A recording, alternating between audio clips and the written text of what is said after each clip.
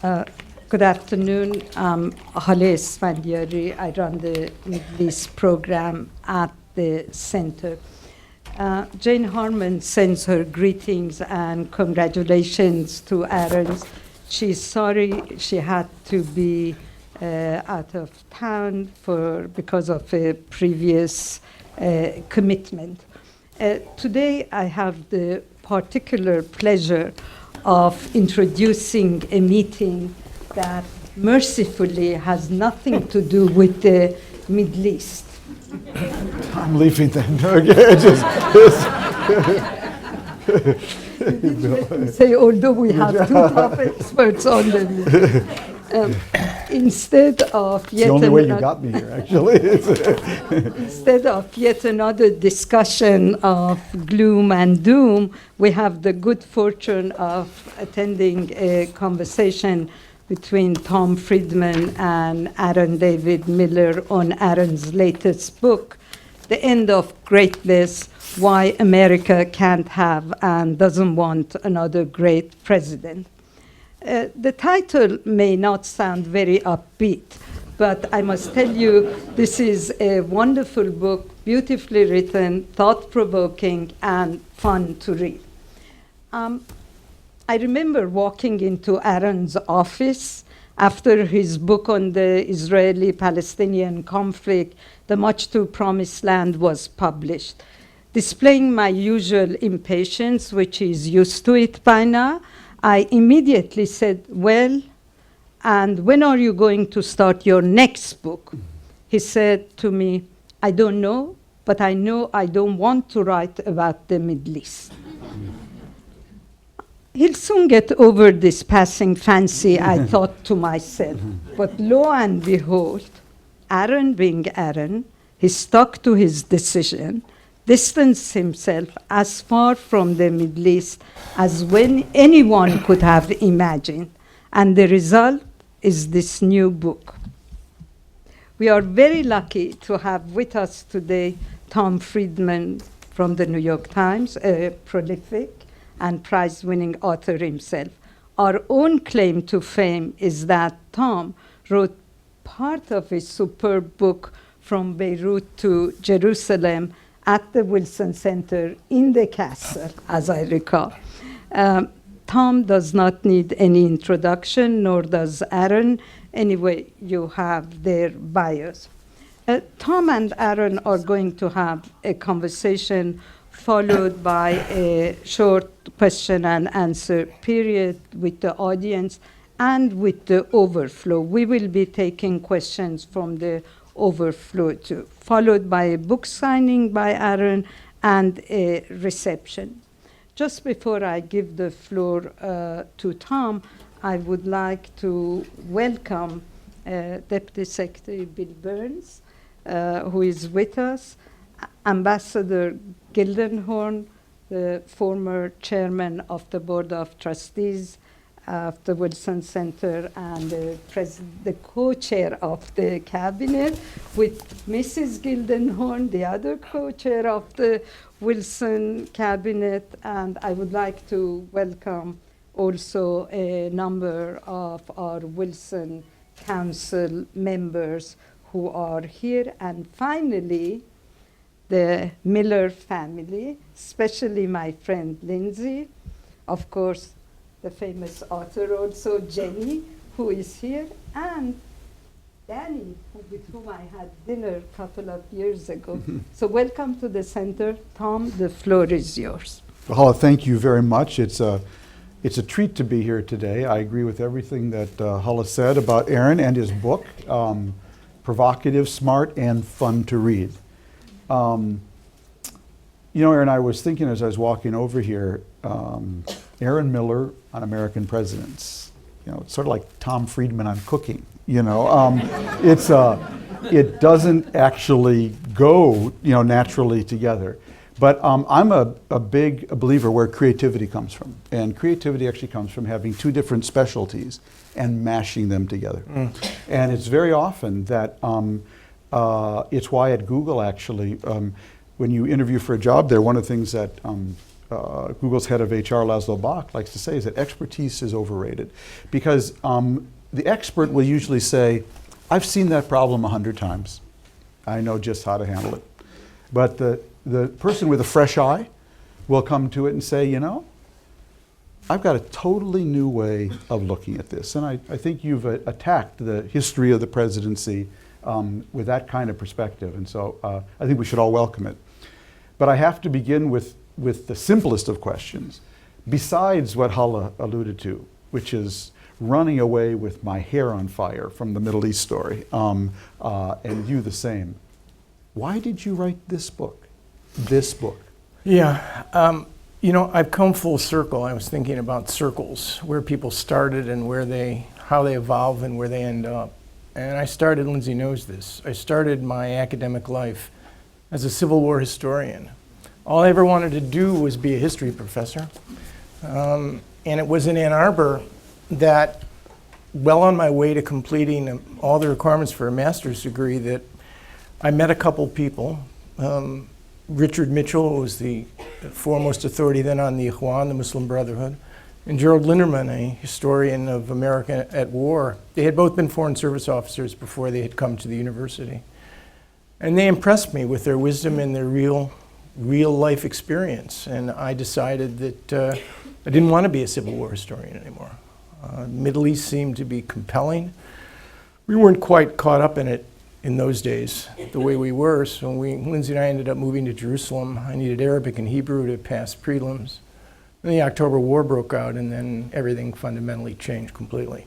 So I started as an American historian, and I am running away from the Middle East. I would say that's fair. It's increasingly broken, angry, and dysfunctional, and I have great hope for America with all of its imperfections. I love this country, and the pursuit of the America that is, as opposed to the America the way we want it to be, is a pursuit that's going to carry on for many years. And at the heart of that is the centrality of the presidency in our system. When I took a look, and I realized that every time we had a breakthrough in the Middle East, it was because there were largely men who were masters of their political constituencies, not prisoners of their political houses. I began to understand the importance of leadership. So I took a long look at our political culture and our political elite, and at the heart of it stands this extraordinary institution, imperiled, implausible, overly personalized, and yet resilient still. And I wanted to take a long look at what happened. We had great presidents, and they're on our money, they're on our HBO specials, but they're not in the White House. And the question is why? And I think answering that question has a lot to do with us and how we've changed. Before we go there, though, I mean, tell me, when was the moment, though? I mean, God, you could have written about anything. The non-Middle East world's pretty big. And but when was the moment you came home and said to Lindsay, I'm going to write a book about the presidency? And what did she say? Because I know when I told Anne I'm going to write a book called The World is Flat, she ran away screaming. So what did... I mean, earlier in my office, Matt Rajansky, who runs the Kennan Institute, wandered in. We were talking about it, and I was already in presidential mode. Huh. And Lindsay turned to me and said, enough already. I've heard too much about this, and you're going to be talking about this for the next 2 weeks. So Lindsay's reaction was, yeah, she knew that this is where I began my career, but I think she wondered, what if anything? Well, I was just out at Mount Vernon doing an interview with Margaret Warner, and she asked me a question. Why are people going to care what you think about the presidency? Why should I read this book? It was a more polite version of that question. And I said to her, and I come back and I'll repeat the centrality of my own identity, which is deeply rooted in the institutions, the culture, the history of this country. And I said to her that this is a national conversation, that every American should participate in it, that it's basically central to the future of the country. And I said to her, as I mentioned to you earlier, the word I is mentioned only once in our Constitution. Only once is the pronoun I mentioned in the Constitution of the United States. Why? Why would anyone put the word I in there? And the answer is it's the inaugural oath. The inaugural oath is embedded in the document, and it's embedded there because the founders understood that it is the people that is the ultimate source of authority. And I am one of those people. And I wanted to render my take on the issue of greatness. Mm-hmm. Now, at the same time, my own analysis of the Middle East, as you know, is, my words here, annoyingly negative. So I couldn't produce a book that would say that we're just waiting for the one to rescue us. I think that infantilizes us, it frees us from our own responsibilities, and I don't believe that is the case. We have a global leadership deficit. It's not just here that we have the absence of greats. Before we go there, Sure. let's just, one of the things I'm very curious about is how did you, this is a shift of interest and focus, how did you prepare yourself for it? The simple way, and that is you look at the road that was traversed by others and you immerse yourself. It took 6-7 years of research before I could actually produce this. And it was a question of reading hundreds of books by historians, political scientists, theorists of the presidency, pundits, politicians, memoirs. And out of it, using my relatively scant foundation as an American, much has changed. I mean, you cannot. But you also got a chance to observe presidents close up, yeah, more than the average bear. I worked, as you know, yeah, Clinton and Bush 41, but not really. I mean, I half a dozen secretaries of state I saw up close and personal, but not really the presidency. I don't claim any intimate or knowledge of contacts with presidency. This is I guess a history, in a sense, of an idea, which is the notion of greatness and our perception of greatness, why we aspire to, why we can't have it, and in the most provocative insight of all, why we don't want it back. And that is a counterintuitive, almost revolutionary concept. Now, I may be wrong. Let's start with the greats then. You identify 3 great presidents. 3 undeniably great presidents. And then the near greats. Let's go through both categories. Sure. And why each? What are your criteria for each? 3 undeniably great presidents, I call them the indispensables, although we could argue about what indispensability is. I mean, in February of 1933, Roosevelt was at Miami Bayside Park giving a speech to the American Legion, and Giuseppe Zangara, an unemployed bricklayer from 25 to 40 feet, they're not really sure, fired 5 shots at the president. They hit 5 different people, including Anton Cermak, the mayor of Chicago, who was there to seek forgiveness for backing Roosevelt's opponent in the election. Cermak later died. Had Roosevelt been killed that day, would the trajectory, the arc of American politics been any different? I don't know. It was an established country by the 30s. We would have probably survived. The other 2, Washington and Lincoln, I'm not entirely persuaded that the American story wouldn't have turned out to be fundamentally different. So 3 undeniably great presidents, 1 a century, the 18th, 19th, and 20th. And they all... Common denominator? Common denominator, well, it's the central contention of my book, that is that crisis, nation encumbering crisis that is so hot, you've written about this, so hot, so relentless, so unforgiving, that no one escapes. And it is the only thing in our political system that domesticates our system, forces, if the right man or woman, or one day woman, ascends to the office, forces and creates an opportunity for real leadership. But it takes nation encumbering crisis. So counterintuitively, that's the key. If the crisis appears, then do you have the other 2 C's of presidential greatness? The character and the capacity to know what to do with the crisis. That alignment of crisis, character, and capacity has not reappeared, fortunately, in my judgment, since our last undeniably great president, Franklin Roosevelt. And one other point. These 3, the first 2 hated and despised, actually, Lincoln and FDR. Washington in his last year or so became an object of great attack. Were hated men, polarizing figures. They were partisans, and yet they were they pursued partisanship in the interests of a broader vision for what was good for the American national interest. So the three were also appreciated, rose above the narrow politics of their time, and began to be appreciated as great leaders. So that's essentially the argument. Nation-encumbering crisis creates the chance for transformative change. You then change the society in some social or economic dimension that fundamentally leaves the country better in perpetuity. That's undeniable greatness. No other president has met that bar, and I would argue it's just as well, because nations are like individuals. They pass through crisis points early in their formative years. If they're lucky enough, they survive the birth of a nation, Civil War, the Great Depression, World War II.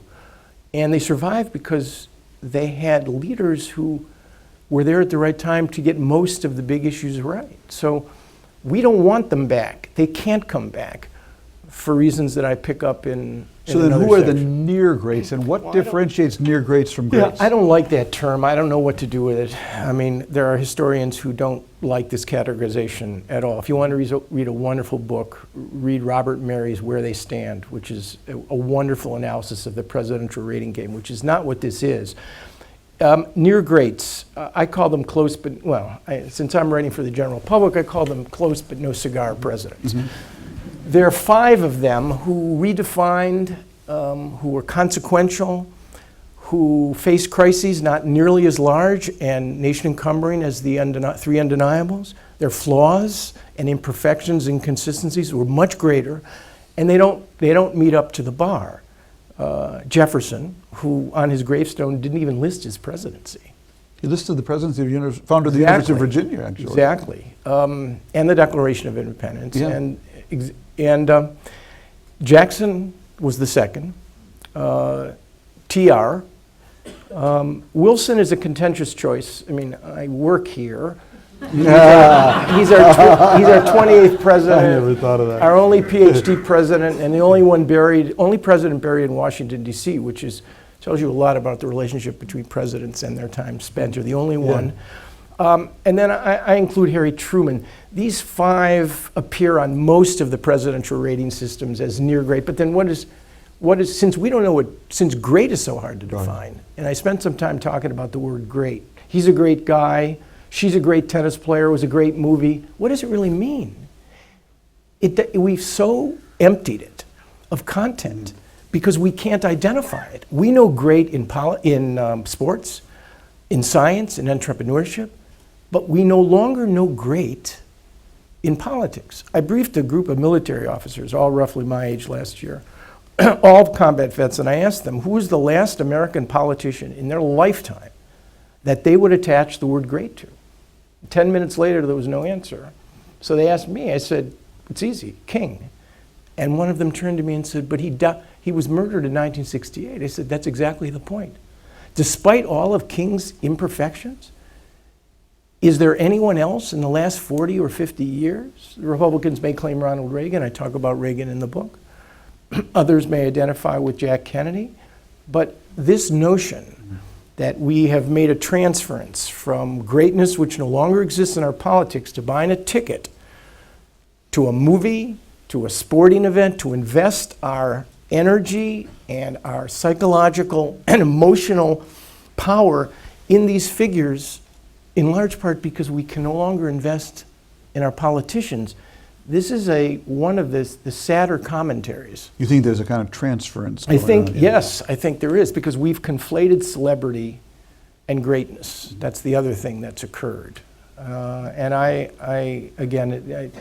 argue with my daughter all the time. It's a generational thing maybe, but I think there is something to that. Well, then how would you rate our last 2 presidents? Are they near great?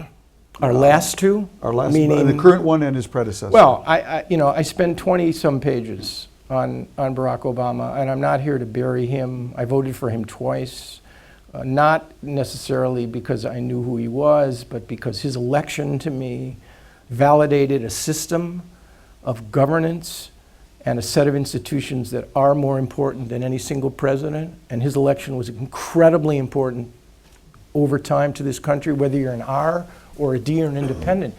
A historic president, but not a great one. A president that will be remembered in large part for who he is, rather necessarily, and again, you know, some argue, Bill Moyer says you can only have interim reports. He worked for LBJ, another controversial president who deserves in many respects a lot of positive recognition that he's never gotten. But it takes a generation, they argue, to actually evaluate a president, and that may well be true. I just don't, I see 12 presidents down and counting since FDR, smart, even brilliant, sometimes effective, but greatness in American politics, nation-encumbering crisis, transformative change, an iconic figure. LBJ, FDR, JFK, three American presidents that have been identified by their initials. I would bet there'll be no BHO. You know, you say in the title, why America can't have and doesn't want another great president. I kind of get the first, but why wouldn't we want another great president? Well, I'll use one of your lines. Want another great president? Buckle your seatbelt. Mm-hmm. You want another great president? Then you will face, almost invariably, if my RX and predictive trends are right, you'll face a nation-encumbering crisis. A crisis that is so severe that it domesticates our dysfunctional politics. It creates a measure of shared sacrifice, obligation, and responsibility that no longer, and here it's a generational thing, I apologize to my daughter once again, that is missing, I think, in large part from the American experience today. But you will need one of those because... Wasn't 2008 that? No. Worst financial crisis 100%. Since the one that spawned But by Roosevelt. early 2009, the stock market had recovered, and in large part because of the fundamental crisis we faced in the 30s, which created institutions to cope with 2008. You didn't have 25% unemployment. You didn't have routinely people digging through garbage heaps in most American cities. You didn't have migratory patterns. You didn't have a dust bowl. You didn't have the threat of violence. They were singing the International at the River Rouge plant in Detroit, where the Communist International, where people were shot. There was the real chance during those dark years. Remember, Hitler and Mussolini emerged during that same period. These were dark days. They affected a lot of people, and they gave the right individual enough political leeway to actually do great things. I mean, none of them were perfect. Let's be clear here. And I don't want to put these three on pedestals. They were all flawed. But crisis gave them the opportunity, and I just don't. 9/11, Tom. 9/11, a potential nation-encumbering moment, which, and again, I do not. This is not a political book.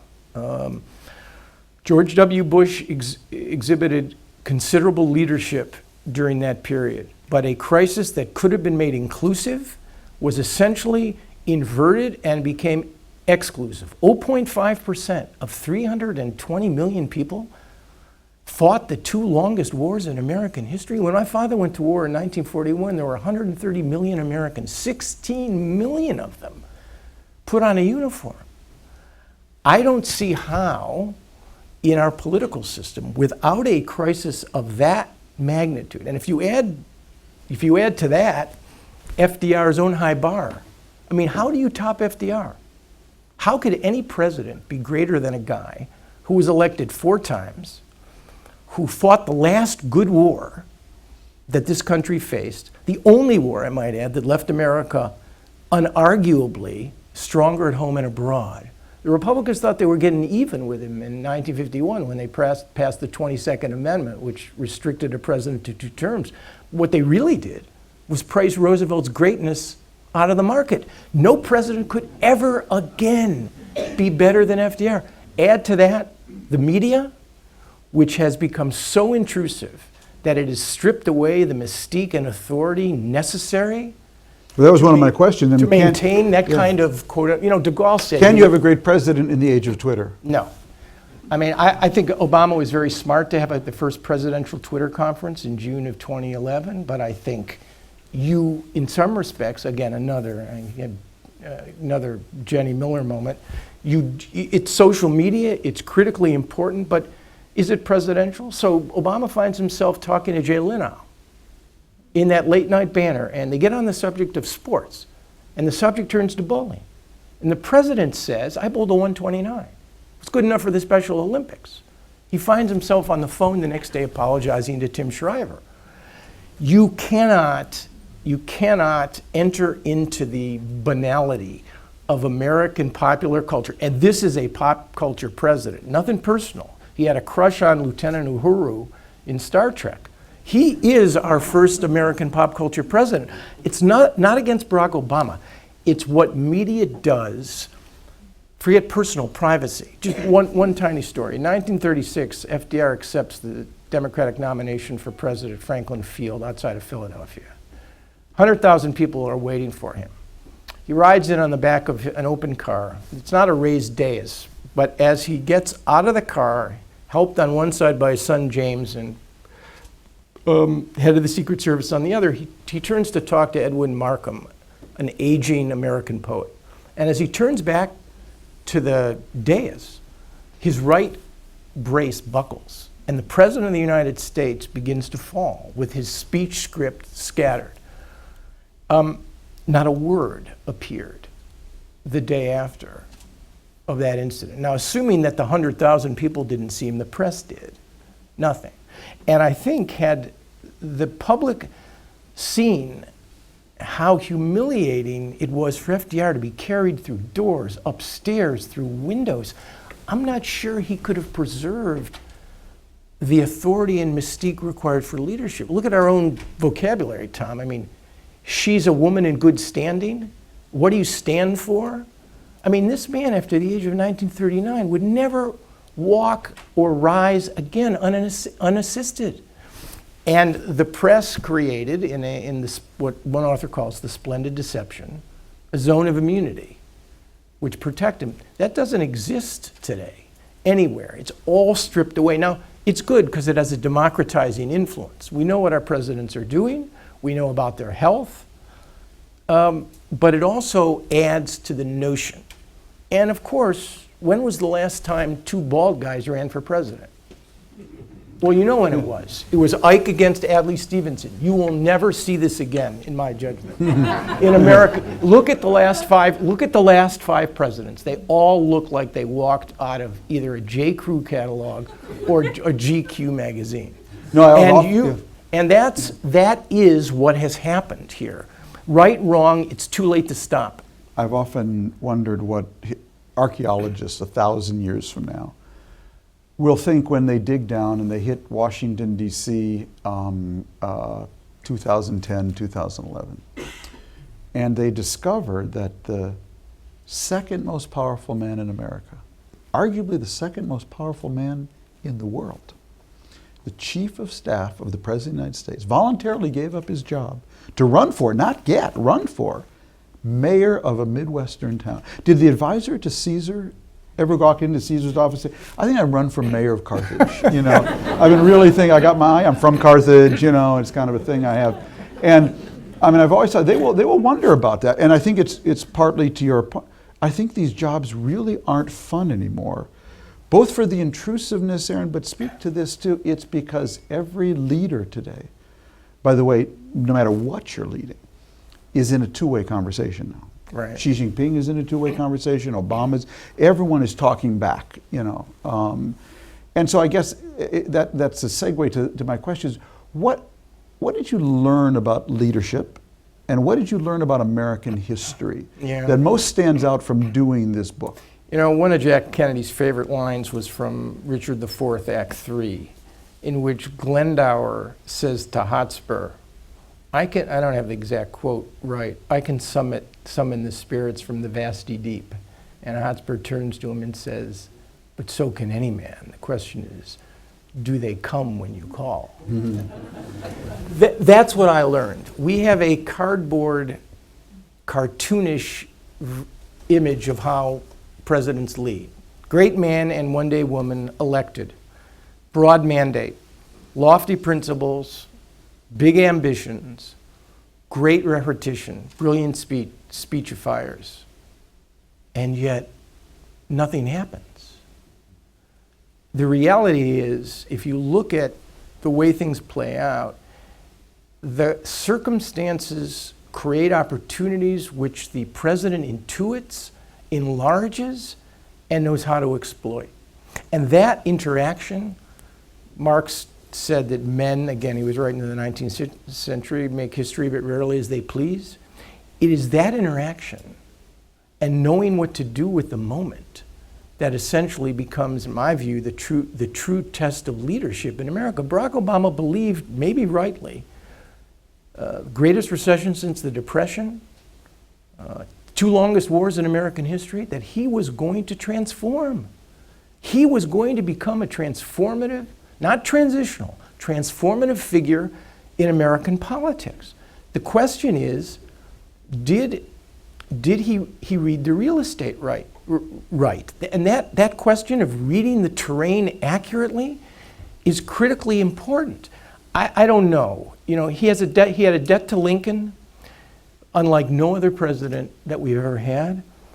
But the inaugural lunch was served on Mary Todd Lincoln's china, recreating the exact meal that Lincoln had consumed after his first inaugural. Exactly. Obama knows he's not Abraham Lincoln, but he creates a frame of expectation, sworn in on the Lincoln Bible, rides into Washington in an abridged version of Lincoln's ride from Springfield via Philadelphia. He creates a frame of reference. He's compared to FDR. He's compared to Abraham Lincoln. Harper's or the New Yorker even had him as a black George Washington with a white powdered wig. We do this to ourselves because we want and we're waiting for the one. But the one only can appear if the times and circumstances. That to me. Well, I want to pick up on that. That to me is the and it is borrowed and drawn. And I know I vowed not to do this, but it is borrowed and drawn from my own view of Middle Eastern politics and your line, which Larry Summers has repeated, and Jenny and Danny are sick of hearing it. No, it's his line. I repeat it. All right, so it's Larry Summers' line that in the history of the world, no one ever washed a rental car. Why don't you wash rental cars? Because you care only about what you own, and if there's insufficient ownership, very little can be done. But what if, Aaron, what if we have the worst kind of crisis now, which is a slow unfolding crisis? A slow decline, just slow enough that we never stop and admit where we are. You know, I've been thinking a lot about the Secret Service scandal. And this is not any way to exculpate the Secret Service. But I also wonder, when I look around Washington today, and I see a political class that is so self-infatuated, that seems only interested in getting elected in order to raise money to get reelected. That everyone is running for office and no one's running the government. That I wonder if they didn't, like kids looking at their parents, you know, intuit that, what the heck, you know? So are we in that kind of a crisis of a slow decline that is the most dangerous kind of crisis of all? It's fascinating, and unlike the hot, relentless, irrepressible crises, which force the moment, these are slow bleeds. Yeah. These are 4 or 5 deadly Ds: debt, deficit, dysfunctional politics, dependence on hydrocarbons, decaying infrastructure, disastrous educational system. All of these things should force consensus and action, but they only serve to divide, to polarize, and to provide fodder for more dysfunction in politics. I don't know, Tom. I have tremendous faith in this country, tremendous faith. That Sarah Palin and Barack Obama can emerge roughly in the same political time, and I say that not to demean or trivialize Sarah Palin at all. I say it to basically drive home the fundamental point that in this country, individuals, by virtue of merit, luck, can come from nowhere and still actually emerge to the center. But throughout all of this, I don't know. Is it going to be different in 2016 with a different president? Someone more committed, less polarizing perhaps? I think we've reached the point where the parties, it's not just artificial politics. They actually do reflect and represent significant divisions. Big government is an agency of remedy. Now that wasn't Teddy Roosevelt didn't think that way, but certainly the Republican Party has now emerged to carry an opposite message, and yet for Democrats, government is remedy. So how do you actually? I don't know, and it brings me to the final chapter of this book. You know, my friend David Greenberg said, last chapters always disappoint. Always. Because you're left with a last chapter, and you've got 100 different complicated setups that you've identified, and now, so Aaron, tell us.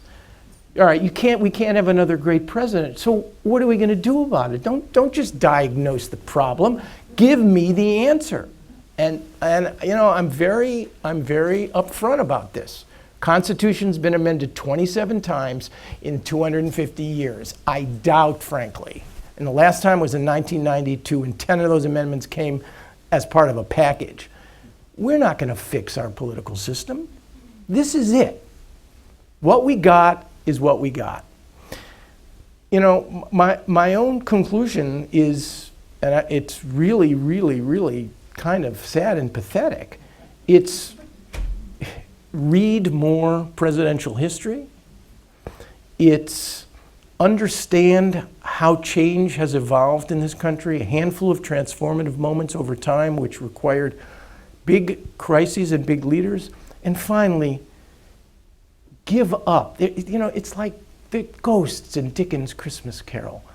They hang everywhere. We have to, the ghosts of the dead presidents, stop expecting them to be great and allow them to be good. And when I say good, I don't mean good in the banal sense. I mean good as in effective.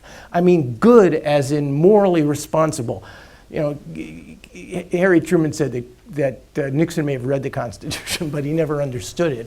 You have to remain within the parameters of the law. And finally, good in the sense that you know who you are, and you're not haunted by demons and ghosts that drive you to do things that aren't in the national interest. So when I think about Obama, sometimes my own critique is that I voted for Obama too. I'm not supposed to say that as a columnist, but I did.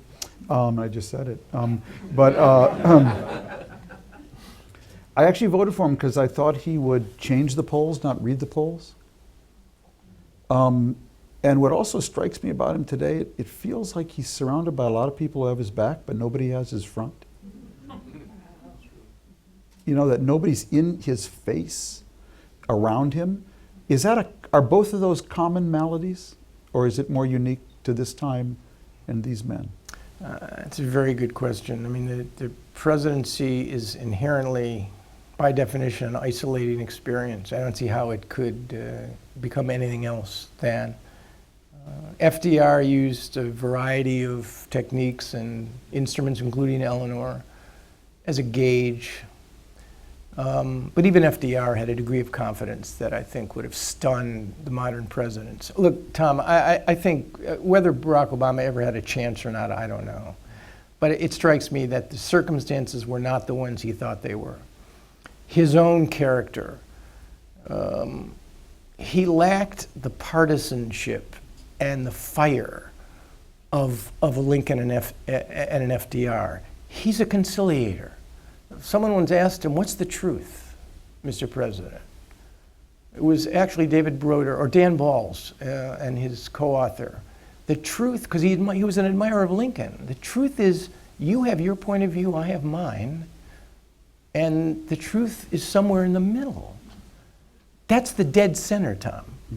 That's not the vital center. Or it's the radical center. I mean, yeah. Right. But that requires the right set of circumstances, the right character, and the right capacity. Eisenhower, a guy who gets short shrift, presided over 8 years of peace and prosperity, visionless essentially. George H.W. Bush, guy I admired, competent, effective, the last serious foreign policy I think we probably had in this country. These were not transformers. Transformation is not something a president can come in and just will. Transformation is something that needs to be intuited, driven by the circumstances. And it's not Lincoln. When Lincoln says he in that famous letter to Albert Hodges that he feels that events controlled him, well, you have to wonder whether he actually believed that.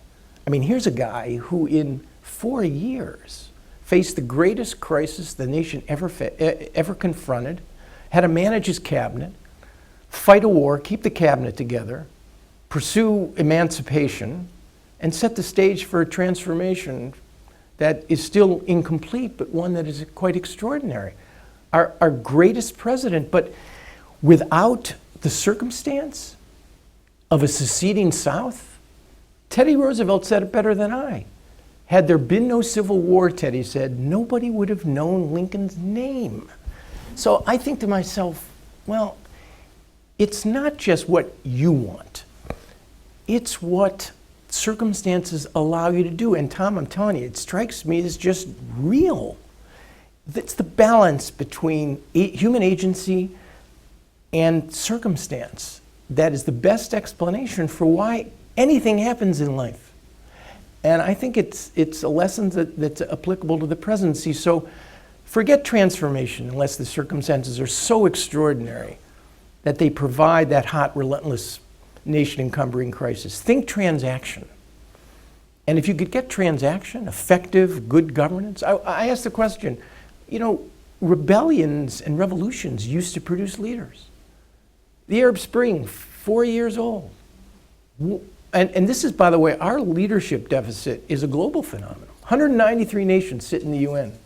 Who are the transformative political figures? Well, Erdogan and Putin are good at keeping their seats. Angela Merkel's a skilled politician. But are there any transformative figures who are both great and good? That's why Mandela's passing, in my judgment, was so remarkable. It represented a transition from an era that no longer, harder to produce those leaders. Well, my friend Dov Seidman always likes to distinguish between leaders who shift and leaders who elevate. And we got a lot of people trying to shift a few votes from left to right or right to left, but very few who elevate us. Aaron, this is fascinating. I could go on forever, but I want to leave some time for, I know so many people came out here, and I want to leave some time for questions. Go ahead, please, and if you just identify yourself. Dan Pollock, the Zionist Organization of America. I was expecting you to say that the pool of people from who we draw the presidents doesn't have the same greatness in it. The quality of people that were both Roosevelts and the quality of people that were both Roosevelts and Abraham Lincoln are probably in other endeavors. They're probably the leaders on Wall Street, in our corporate America, in other endeavors than politics today. Is that part of the problem? It's a good question. If Bill Gates or I don't know who, Ursula Burns, who runs Xerox, if they decided they wanted to run for president, but would it make a difference? Would it make a difference? I thought about this, and I've been told all my life that the best people do not seek the presidency. What I've found, just thinking about the great presidents, is that it's not true. Those people who seek the presidency want it. They're driven by ambition. I mean, at age 23, George Washington is already the most recognized military leader in the colonies. So it's now, the late 18th century, there are 4 million Americans, several hundred thousand slaves, and that generation produces a Jefferson, a Madison, a Monroe, a Paine, and a Washington, and a Franklin.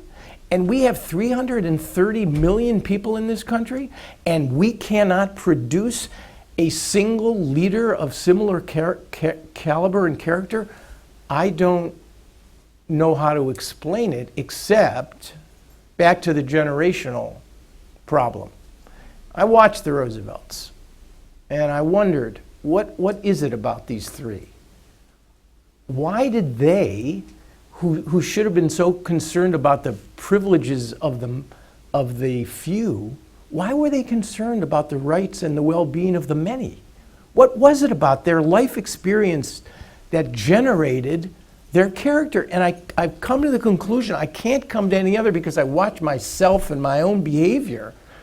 It was a product of conflict and suffering and loss and an exposure to physical adversity. Something happens that creates,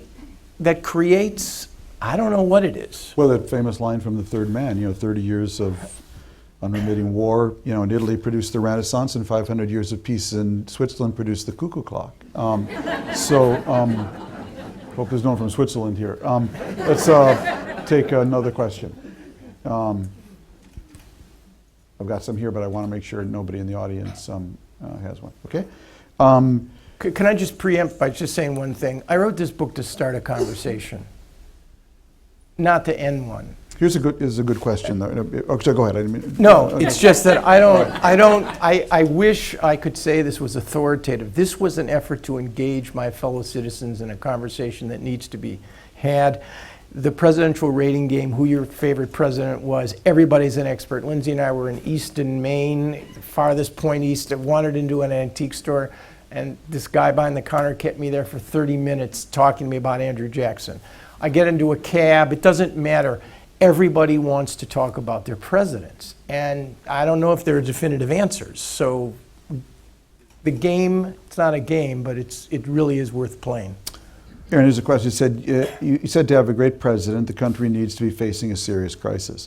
Don't you think the extremism that we're facing, the extremely violent extremism we're facing, is not a serious crisis? Violent extremism abroad? Here and abroad, you could say.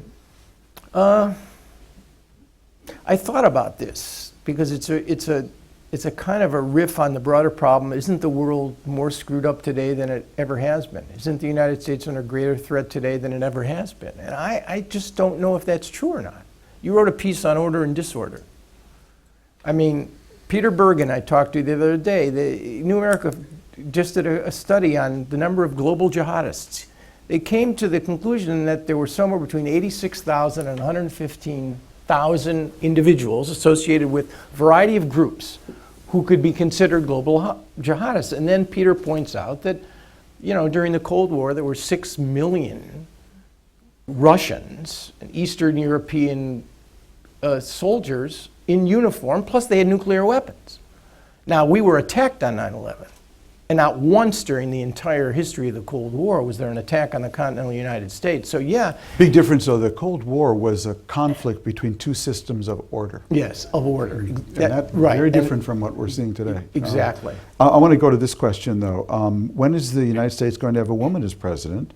And might that revise your sentiment on greatness? I think greatness is not, it's not related to gender in my judgment. It's related to life experience and a kind of, presidential cocktail of elements that all show up in the right place at the right time. I just think, let's look at 2016. Two presidents in the 20th century won 2 terms and maintained party control. That's it. 2 presidents served 2 full terms and maintain party control, which is the ultimate test of popular residence in the presidency. You actually, you were elected, you're reelected, and you actually secure the 3rd term for a member of your own party. They were 2 very different presidents, Franklin Roosevelt and Ronald Reagan. Now, it's 2016, and you have Hillary Clinton not yet declared, but likely to. The greatest challenge she may well face is that one, even though Republicans don't seem to have the right candidate. I like Hillary Clinton a lot. I think she has, in some respects, the good rather than the great RX. I think in terms of competence and transactional performance in the presidency, yeah.